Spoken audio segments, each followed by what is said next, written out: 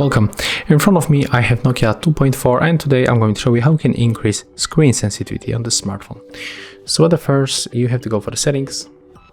Next you have to tap on the search bar and type gestures. Go for the search. Right now go for the system navigation. Then tap on the gesture navigation on the settings icon.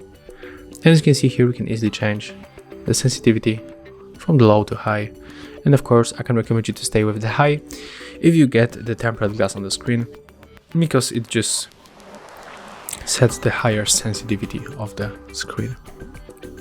Then click OK, and as you can see, that's how we can set it up.